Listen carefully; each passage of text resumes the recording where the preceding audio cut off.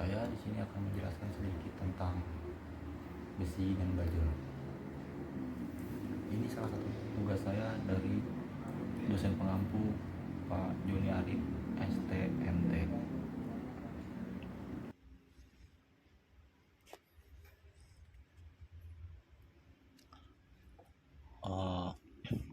Besi dan baja adalah dua bahan logam yang memiliki sejarah panjang dalam peradaban manusia. Berikut adalah ringkasan mengenai asal-usul besi dan baja. Baja adalah paduan logam yang tersusun dari besi sebagai unsur utama dan karbon sebagai unsur penguat. Kandungan baja yang utama adalah besi atau Fe dengan kadar 97% dan karbon atau C dengan kadar 0,2% hingga 2,1%.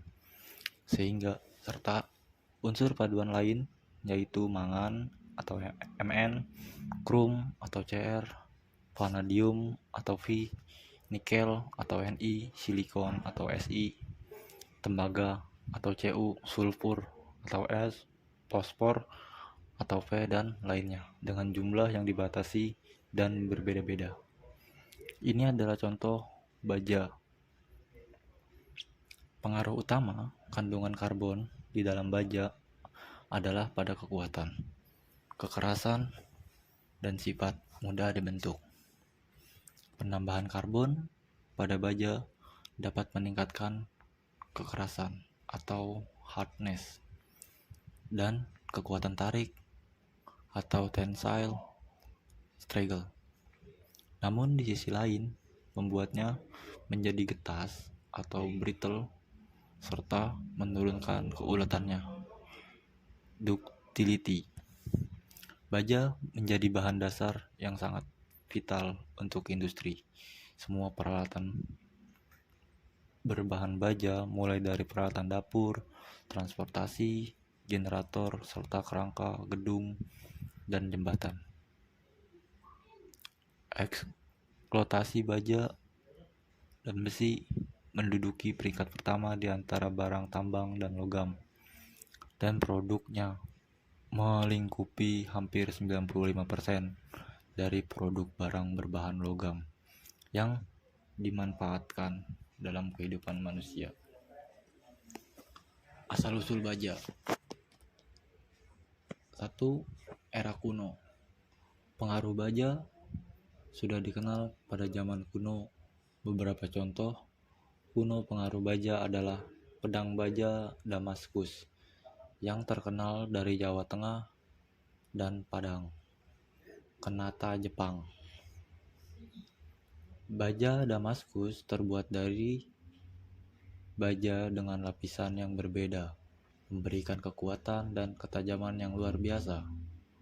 Yang kedua, revolusi industri.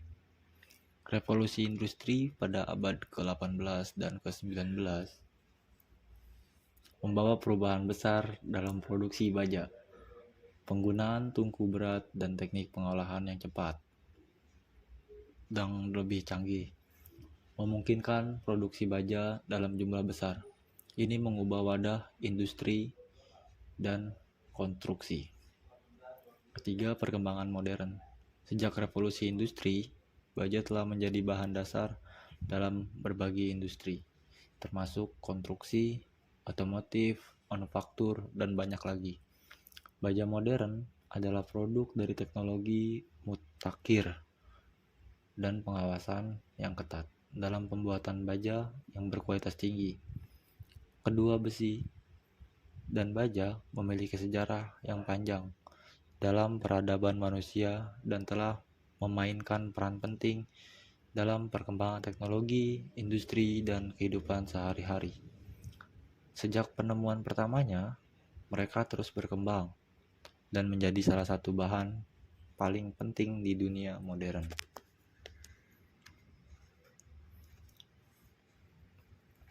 Besi. Satu, zaman prasejarah. Pertama kali besi ditemukan dalam bentuk amaliyah seperti meteorit. Manusia prasejarah menggunakan meteorit besi yang dapat diolah untuk berbagai keperluan. Yang kedua, zaman perunggu. Penggunaan besi dalam kehidupan sehari-hari berkembang selama zaman perunggu, di mana besi digunakan bersama dengan perunggu untuk membuat perkakas dan senjata. Zaman besi dimulai ketika manusia mulai memahami dan menguasai teknik peleburan besi dari biji-bijinya. Beberapa situs paling awal yang ditemukan adalah wilayah Anatolia yang kini disebut Turki dan Timur Tengah, sekitar 2000 sampai 1100 Masehi. Baja. Satu, penggunaan awal. Baja adalah paduan besi dengan sedikit atau banyak kandungan karbon yang memberikan kekuatan dan daya tahan tambahan dibandingkan besi murni. Penggunaan baja mungkin dimulai dengan teknik penempaan dan pengerasan besi. 2. Teknologi pembuatan baja kuno. Teknologi pembuatan baja kuno dikembangkan oleh berbagai peradaban kuno seperti bangsa Mesir, India, dan Cina sejak ribuan tahun lalu. Mereka menggunakan metode pemanasan besi bersama karbon dari kayu atau tumbuhan lain yang menghasilkan baja. Ketiga, revolusi industri. Revolusi industri pada abad ke-18 dan 19 mengubah produksi baja secara drastis dengan penggunaan batu bara sebagai bahan bakar dan teknologi yang lebih canggih seperti alat uap yang memungkinkan produksi besar-besaran dan kualitas baja yang lebih tinggi. Seiring berjalannya waktu, teknologi dan metode produksi besi dan baja terus berkembang, membawa kita ke era modern dengan industri besi dan baja yang sangat maju dan menjadi tulang punggung pembangunan modern di seluruh dunia.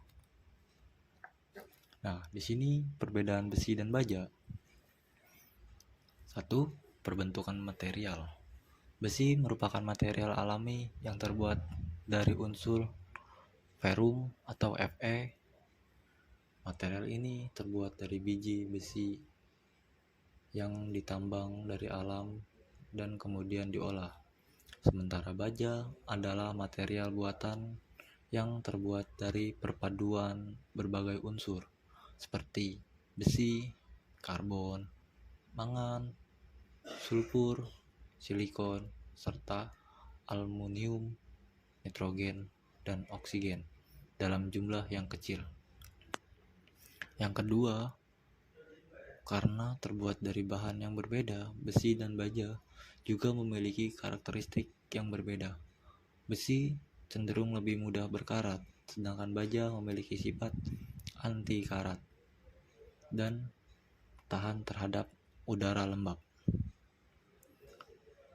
Meski demikian, besi memiliki tingkat elastisitas yang lebih tinggi daripada baja yang cenderung lebih kaku. Sementara, baja mengandung karbon yang membuatnya memiliki tingkat kekerasan dan daya tarik yang lebih baik. Yang ketiga, dari segi permukaan. Kedua material ini yang memiliki perbedaan dalam pemakaian yang lama. Besi akan memiliki permukaan yang berkarat, serta permukaan baja terhadap terlihat mengkilat meski telah digunakan dalam waktu yang lama. 4. Penggunaan. Besi merupakan salah satu material yang dikenal sebagai bahan bangunan. Selain itu, besi juga merupakan material untuk perangkat dan peralatan rumah tangga, bahkan juga kendaraan. Berbeda dengan besi, selain digunakan untuk material bangunan, Baja juga digunakan untuk pembuatan mobil, serta kereta api dan relnya. Baja juga biasanya digunakan untuk pembangunan jalan, jembatan, dan berbagai peralatan rumah tangga. 5. Ketersediaan. Besi adalah material alami yang tersedia di alam secara natural, sementara baja merupakan produk yang ketersediaannya harus dibuat terlebih dahulu. Yang keenam, itu ada harga. Ketahanan yang dimiliki baja membuat lebih mahal dibandingkan dengan harga besi. Selain itu, proses pembuatan baja juga membutuhkan waktu yang cukup lama jika dibandingkan dengan besi yang tersedia di alam. Harus tersebutlah yang membuat harga baja lebih mahal jika dibandingkan besi. Yang ketujuh, suara. Perbedaan selanjutnya dari besi dan baja adalah dari segi suara. Besi dan baja yang digunakan untuk pengecoran menghasilkan suara atau bunyi yang berbeda. Besi mampu meredam getaran suara karena sifat logamnya. Ketika besi dipukul dengan palu, suara yang diciptakan baja terdengar tidak begitu nyaring, sementara jika memukul baja akan menghasilkan suara bunyi terang yang terdengar jelas. 8. Dari percikan bunga api. Besi dan baja juga mengeluarkan percikan yang berbeda ketika digerinda. Pada besi, saat digerinda akan mengeluarkan bunga api yang besar dan banyak, sementara pada baja, bunga api yang dihasilkan cenderung lebih sedikit dan kecil. Percikan bunga api pada gerinda dapat digunakan untuk menilai kandungan karbon yang terdapat pada suatu logam. Semakin tinggi karbon, semakin banyak dan besar bunga api yang dihasilkan. Begitu juga sebaliknya. Karbon sendiri merupakan unsur yang mudah teroksidasi menjadi karbon dioksida pada suhu di atas 600 derajat Celcius. Nah, ini adalah contoh gambar baja WF atau biasa disebut dengan H-beam dan T-beam pada dunia sipil.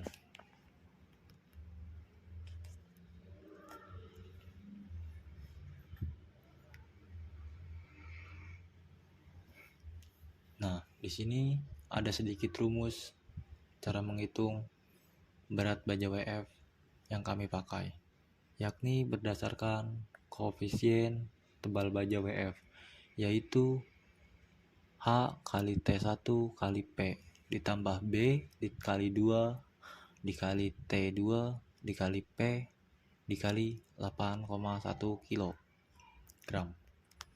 di mana H itu tinggi badan atau profil WF, B-nya adalah lebar sayap, T1 adalah tebal badan, dan T2 adalah tebal sayap.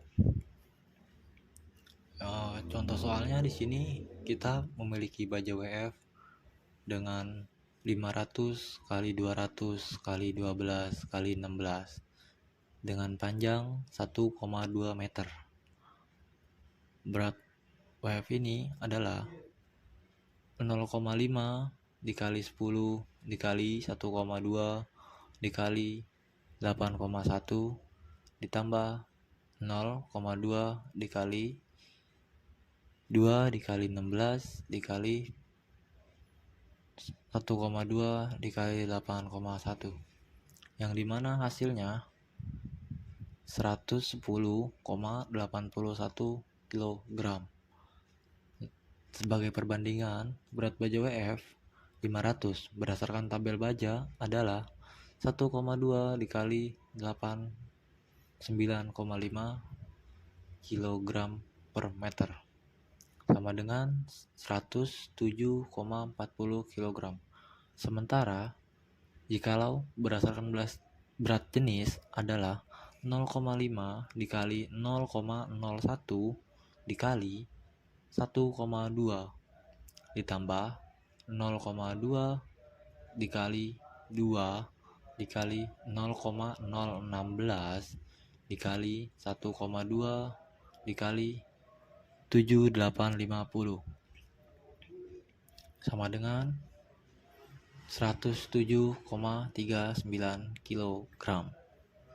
Nah, mungkin ini contoh dari cara menghitung berat baja WF yang biasa kita pakai. Ini ada lagi cara menghitung Habim. Cara menghitung berat baja Habim lebih praktis dibandingkan baja WF, yaitu 2 dikali T2 ditambah T1 dikali B dikali P dan dikali BJB.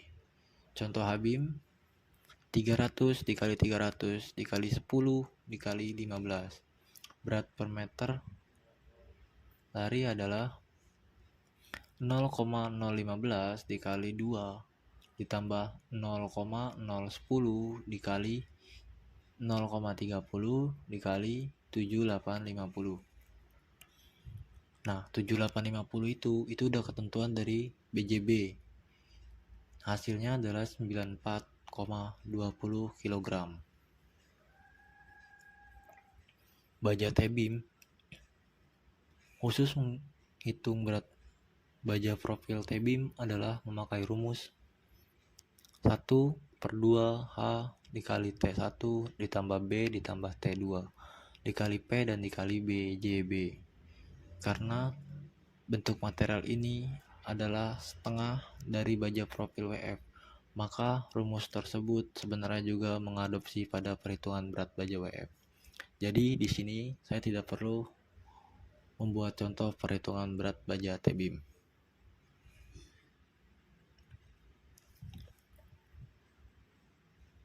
Nah, ini ada unsur-unsur kandungan baja. Selain besi, sebagai kandungan utama baja, terdapat beberapa unsur yang menjadi bahan pembentukan baja, yaitu karbon atau C. Karbon merupakan unsur terpenting yang dapat meningkatkan kekerasan dan kekuatan baja. Kandungan karbon di dalam baja sekitar 0,1% hingga 2,1%. Sedangkan unsur lainnya dibatasi sesuai dengan kegunaan baja. Unsur paduan yang bercampur di dalam lapisan baja adalah untuk membuat baja bereaksi terhadap pengerjaan panas dan menghasilkan sifat-sifat yang khusus. Karbon dalam baja dapat meningkatkan kekuatan dan kekerasan, tetapi jika berlebihan akan menurunkan ketangguhan. Yang kedua itu ada mangan atau Mn. Semua baja mengandung mangan karena sangat dibutuhkan dalam proses pembuatan baja. Kandungan mangan kurang lebih 0,6%, tidak mempengaruhi sifat baja. Dengan kata lain, mangan tidak memberikan pengaruh besar pada struktur baja dalam jumlah yang rendah. Penambahan unsur mangan dalam baja dapat menaikkan kuat tarik tanpa mengurangi atau sedikit mengurangi renggang, sehingga baja dengan penambahan mangan memiliki sifat kuat dan ulet. Silikon atau Si. Silikon merupakan unsur paduan yang ada pada setiap baja dengan kandungan lebih dari 0,4% yang mempunyai pengaruh untuk menaikkan tegangan tarik dan menurunkan laju pendinginan kritis. Silikon dalam baja dapat meningkatkan kekuatan, kekerasan, kekenyalan, ketahanan aus, dan ketahanan terhadap panas dan karat. Unsur silikon menyebabkan sementit tidak stabil, sehingga memisahkan dan membentuk grafit. Unsur silikon juga merupakan bentuk ferrit, tetapi bukan bentuk karbida. Silikon juga cenderung membentuk partikel dioksida, sehingga memperbanyak pengintaian kristal dan mengurangi pertumbuhan akibatnya. Struktur butir semakin halus. Yang keempat ada nikel atau Ni. Nikel mempunyai pengaruh yang sama seperti mangan, yaitu memperbaiki kekuatan tarik dan menaikkan sifat ulet. Tahan panas jika pada baja paduan terdapat unsur nikel sekitar 25%, maka baja dapat tahan terhadap korosi. Unsur nikel yang bertindak sebagai tahan karat atau korosi disebabkan nikel bertindak sebagai lapisan penghalang yang melindungi permukaan baja. 5. Kromium atau krum atau Cr. Sifat unsur krum dapat menurunkan laju pendinginan kritis. Kromium sejumlah 1,5% cukup meningkatkan kekerasan dalam minyak. Penambahan krum pada baja menghasilkan struktur yang lebih halus dan membuat sifat baja dikeraskan lebih baik karena krum dan karbon dapat membentuk karbida. Krum dapat menambahkan kekuatan tarik dan keplastisan serta berguna juga dalam membentuk lapisan pasif untuk melindungi baja dan korosi serta tahan terhadap suhu tinggi. Selanjutnya ada kobalt atau Co sebagai unsur paduan dalam baja. Kobalt meningkatkan kekerasan, tahan aus, dan tahan panas. Pada magnet permanen mengandung kobalt hingga mempunyai kepekaan terhadap pemanasan lanjut. Selanjutnya ada molybdium atau Mo. Kebanyakan dipadu dengan baja dalam ikatan Co, Ni, dan V dapat meningkatkan kekuatan tarik. Batas rentang kemampuan temper menyeluruh, ketahanan panas, batas kelelahan, menurunkan kerapuhan. Selanjutnya ada vanadium atau V, mempunyai pengaruh seperti Mo dalam baja. Dapat meningkatkan kekuatan, batas rentang keuletan, kekuatan panas, dan ketahanan lelah. Unsur V dalam baja mempunyai keistimewaan yaitu dapat menurunkan kepekaan terhadap sengatan panas yang melewati batas pada perlakuan panas. Terus ada titanium atau Ti, memiliki kekuatan yang sama seperti baja dalam mempertahankan sehingga suhu 400 derajat Celcius sehingga dapat dipakai sebagai bahan kawat las. Paduan antara baja karbon dengan titanium akan mempunyai sifat kekerasan yang tinggi. Baja titan banyak diminati sebagai bahan dalam industri, kendaraan perang, kapal udara, dan elemen-elemen yang membutuhkan kekuatan tinggi dan ringan. Selanjutnya ada aluminium atau Ai. Unsur Ai terkandung dalam jumlah yang kecil pada baja. Tujuannya yaitu sama dengan Si untuk memberikan keuletan dan kemampuan diperkakas serta meningkatkan daya tahan terhadap korosi.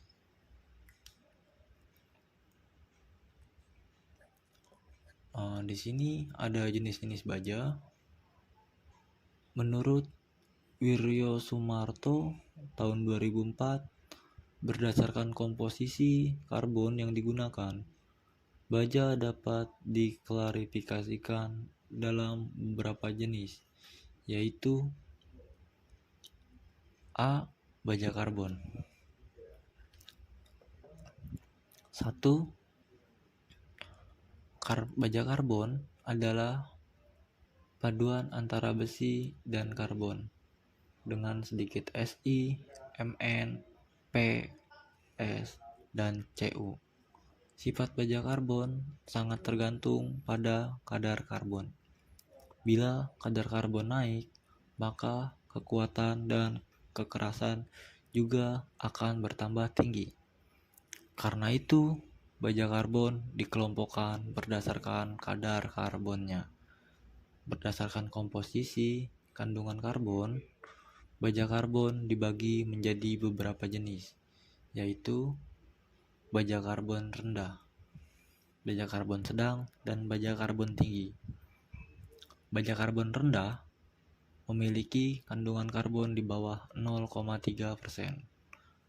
Baja karbon rendah sering disebut dengan baja ringan atau mild steel, atau bisa disebut dengan juga baja perkakas.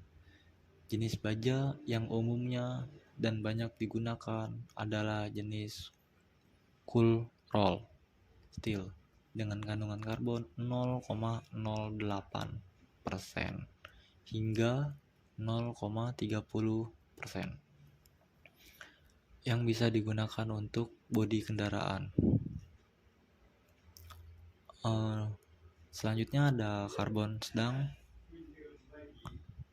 Karbon sedang merupakan baja yang memiliki kandungan karbon 0,30 sampai dengan 0,60%.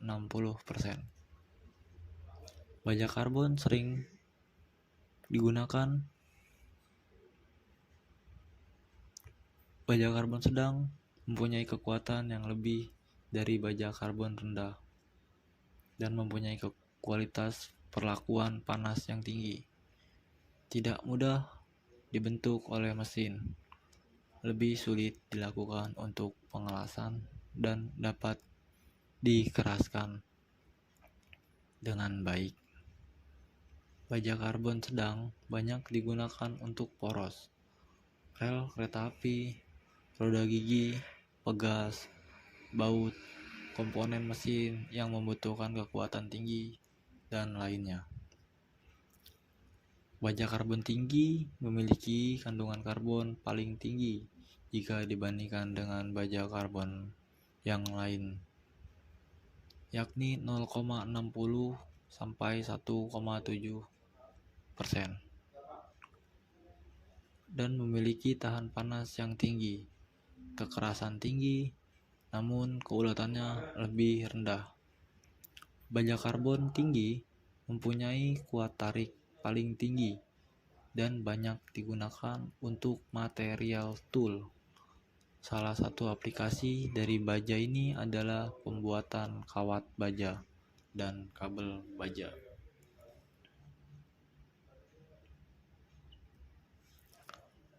Baja paduan. Baja paduan adalah suatu baja yang dicampur dengan satu atau lebih unsur campuran seperti nikel, mangan, molybdenum, krom, vanadium, dan wolfram yang berguna untuk memperoleh sifat-sifat baja yang dikehendaki seperti sifat kekuatan, kekerasan, dan keuletannya. Paduan dari beberapa unsur yang berbeda memberikan sifat khas dari baja. Berdasarkan kadar paduannya, baja paduan dibagi menjadi beberapa jenis, yaitu baja paduan rendah, low alloy steel. Baja paduan rendah merupakan baja paduan yang memiliki elemen paduannya kurang dari 2,5% Wt. Misalnya unsur Nr, Mn, Ni, S, Si, dan P, dan lainnya. Memiliki kadar karbon sama seperti baja karbon, tetapi sedikit unsur paduan dengan penambahan unsur paduan. Kekuatan dapat dinaikkan tanpa mengurangi keuletannya. Kekuatan fatik, daya tahan terhadap korosi, aus, dan panas. Aplikasinya banyak digunakan pada kapal, jembatan, roda kereta api, ketel uap, tangki gas, pipa gas, dan sebagainya. Yang kedua ada baja paduan menengah atau biasa disebut medium alloy steel. Baja paduan menengah merupakan baja paduan yang elemen paduannya 2,5% hingga 10% Wt. Misalnya unsur Cr, Mn, Ni, S, Si, P, dan lainnya. Baja paduan tinggi atau high alloy steel merupakan baja paduan yang elemen paduannya lebih dari 10% Wt. Misalnya unsur Cr, Mn, Ni, S, Si, P, dan lainnya.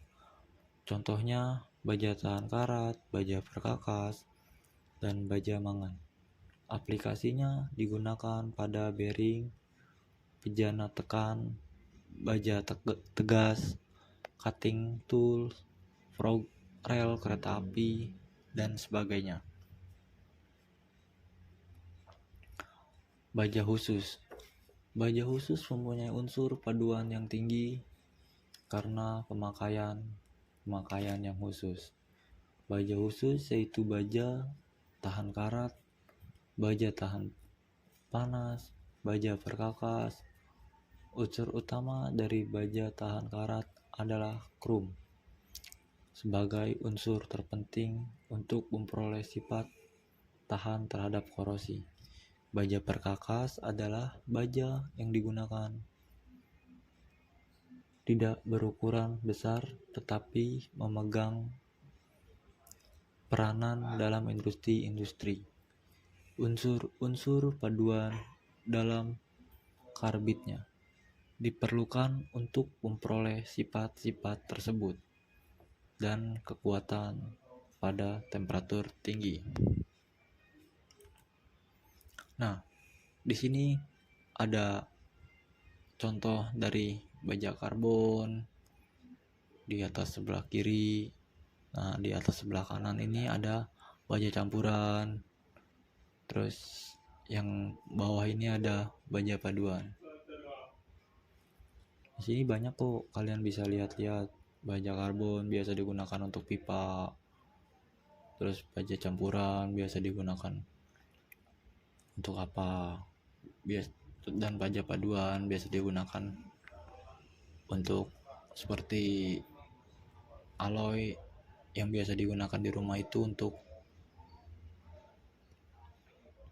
baja ringan tuh, seperti baja ringan tuh baja-baja paduan. Nah, fase pembentukan baja. Fase-fase atau tahapan yang terjadi pada pembentukan baja adalah sebagai berikut. Yang A ini ada austenit atau Y. Fase ini disebut gamma atau Y dan merupakan larutan padat interstisi karbon dengan sel satuan berupa kubik pemusatan sisi. Ruang antar atomnya lebih besar dibandingkan perit dan pasa. Ini stabil pada temperatur tinggi, yaitu antara 9-12 derajat Celcius. Pada besi murni, kadar karbon maksimum gamma sebesar 2,14%. Pada temperatur 1147 derajat Celcius. Pada temperatur stabil, austenit bersifat lunak dan liat, sehingga mudah dibentuk. Austenit merupakan pasa penting sebagai dasar pembentuk pasa-pasa lainnya dalam proses perlakuan panas, termasuk perlakuan panas pada permukaan baja. Selanjutnya ada perit atau A. Pasa ini disebut alfa atau A dan merupakan larutan padat interisi karbon dengan sel satuan berupa kubik pemusatan ruang antar atomnya kecil dan rapat, sehingga kelarutan karbon sangat kecil. Pada temperatur ruang, kadar karbonnya hingga 0,008%, sehingga dapat digunakan besi murni. Kadar maksimum karbon sebesar 0,02% pada temperatur 727 derajat Celcius. Lunak dan liat. Di bawah mikroskop, perit terlihat berwarna putih. Kekerasan dari perit berkisar antara 140 sampai 180 HVN. Selanjutnya, sementit Fe3C. Fase ini disebut karbida besi yang merupakan senyawa kimia dengan rumus Fe3C. Sel satuan sementit merupakan ortorombik. Kadar karbon dalam sementit 6,7%. Dan senyawa ini bersifat keras, tetapi getas. Pada baja, pasa ini dapat meningkatkan kekuatan dan kekerasan. Kekerasan sementit adalah lebih kurang berkisar antara 800 HVN. Perit adalah campuran sementit dan perit yang tersebar merata pada seluruh penampang. Struktur ini berasal dari perubahan austensit pada pendinginan normal udara setelah melewati temperatur kritis 700 derajat Celcius sampai 900 derajat Celcius. Kekerasan dari perit kurang lebih 180 sampai 250 HVN. Selanjutnya ada martensit, merupakan pasa di mana perit dan sementit bercampur, tetapi bukan dalam lamelar. Pasa ini terbentuk dari austensit metastabil didinginkan dengan laju pendinginan cepat. Terjadi hanya presipitasi Fe3C. Unsur paduan lainnya tetapi larut transformasi isothermal pada 260 derajat Celcius untuk membentuk dispersi karbida yang halus dalam matriks perit. Martensit bila dibentuk jika kadar C dalam baja sampai 0,6%. sedangkan di atas 1% akan terbentuk martensit plat. Perubahan dari bilah ke plat terjadi pada interval 0,6 lebih kurang dari C lebih kurang dari 1,08%. Kekerasan dari martensit lebih dari 500 HPN. Bainit merupakan fase yang terjadi akibat transformasi pendinginan yang sangat cepat, di mana semua unsur paduan masih larut dalam keadaan padat dan atom karbon tidak sempat berdifusi keluar. Pada proses pembentukan bainit, autenit dibiarkan bertransformasi secara isohermal menjadi ferit dan karbida di atas temperatur Ms, temperatur permukaan reaksi martensit. Untuk ini diperlukan celup pada air garam untuk mencegah terbentuknya ferit pada temperatur yang lebih tinggi, sehingga akan membentuk sifat bainit yang kuat dan tangguh. Kekerasan bainit lebih kurang berkisaran antara 300 sampai 400 HPN. Nah, di sini saya akan menjelaskan titik lebur baja. Setiap bahan konstruksi memiliki titik lebur atau suhu di mana bahan tersebut akan meleleh dan kehilangan integritas struktur. Dalam industri konstruksi dan manufaktur, titik lebur sangat penting untuk mengetahui kemampuan suatu bahan untuk bertahan pada suhu tertentu, termasuk baja. Baja adalah bahan konstruksi yang sangat penting dalam industri karena kekuatan dan kemampuannya untuk dibentuk menjadi berbagai macam bentuk. Namun, apakah Anda tahu apa itu titik lebur baja dan mengapa hal itu sangat penting? Artikel ini akan menjelaskan segala hal yang perlu Anda ketahui tentang titik lebur baja. Mengapa sih titik lebur baja itu penting? Titik lebur baja itu sangat penting dalam industri konstruksi karena baja merupakan bahan konstruksi utama yang banyak digunakan. Pengetahuan tentang titik lebur baja dapat membantu dalam membuat keputusan desain dan pemilihan bahan dalam proses fabrikasi. Dalam beberapa kasus, suhu operasi akan mencapai suhu yang mendekati titik lebur baja.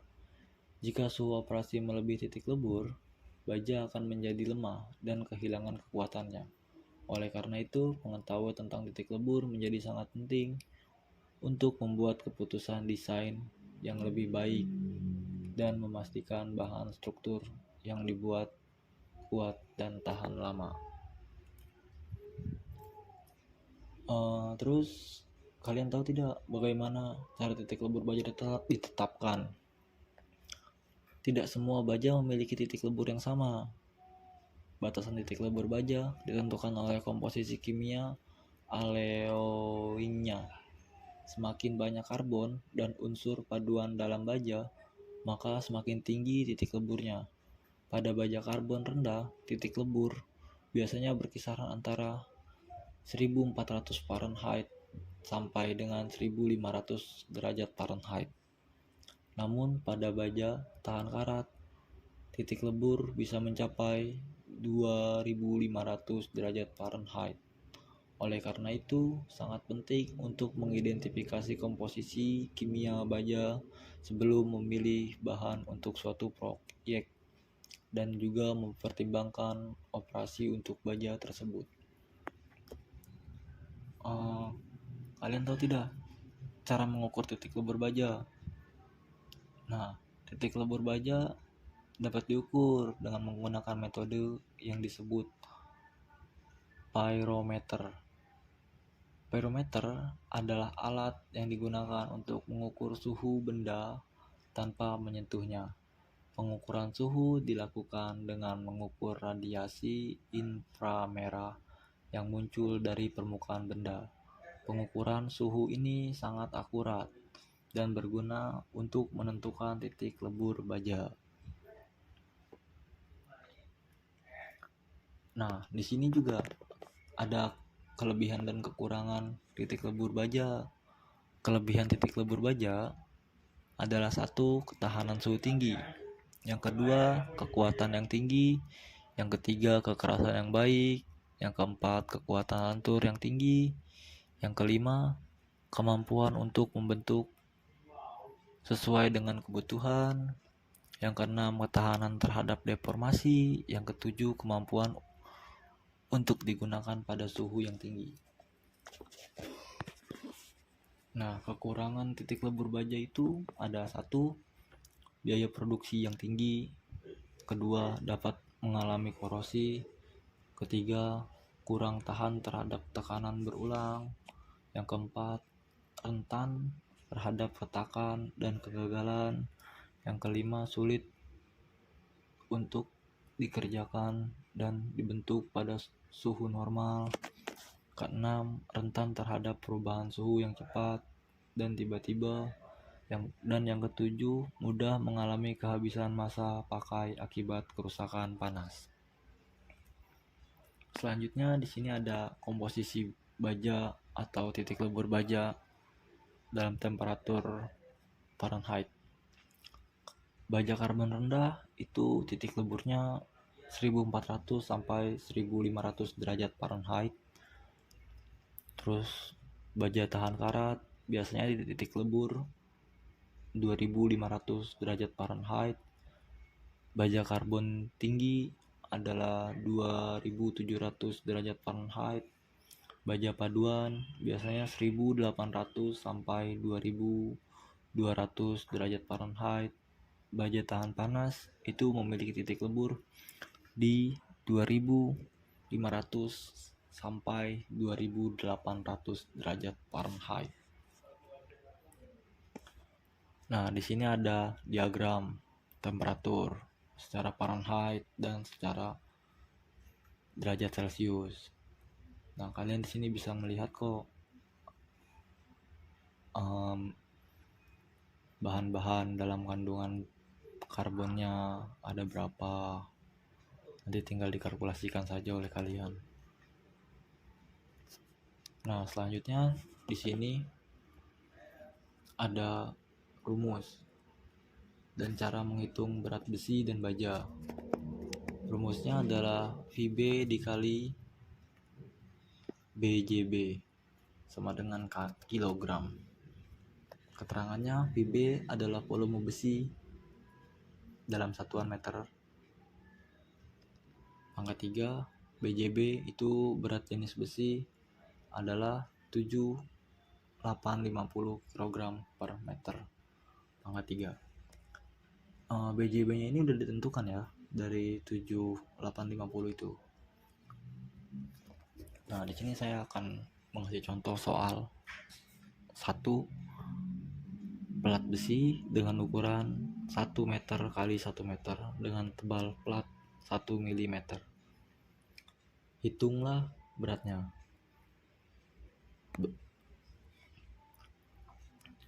Berat besi 1,1 dikali 0,001 meter pangkat 3 dikali 7.850 kg meter sama dengan 7,85 kg. Nah, keterangannya itu 0,001 itu adalah tebal plat. Tebal platnya itu dari milimeter harus dirubah dulu ke meter ya. Contoh soal 2, plat besi dengan ukuran 3 meter kali 1 meter dengan ketebalan plat 5 mm. Hitunglah beratnya. Nah, berat besi 3 kali 1 kali 0,005 dikali 7.850 kg meter pangkat 3 sama dengan 117,75 kilogram. Nah, di sini kalian sudah bisa tahu caranya, gampang kan?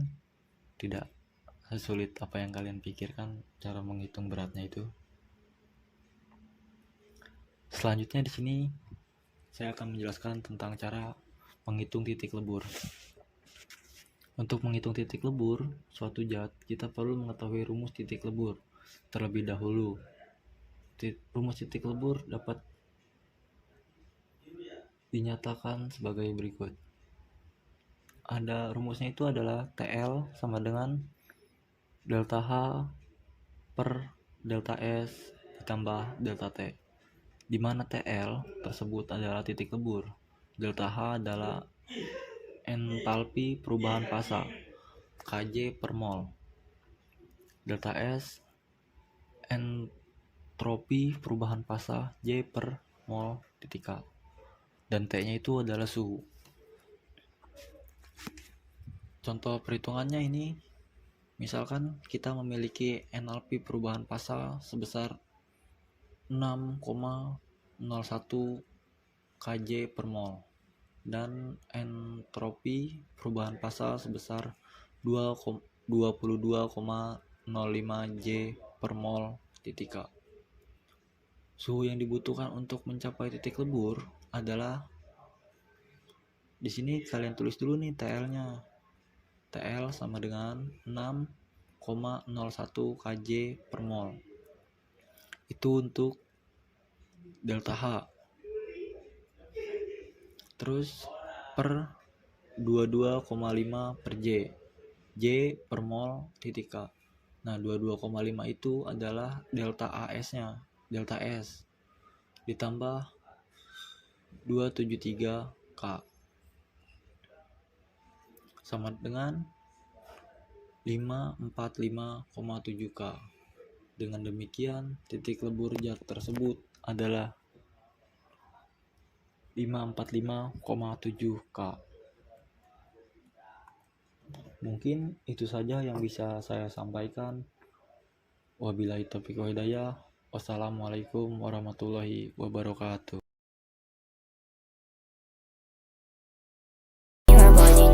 These boys some pimps.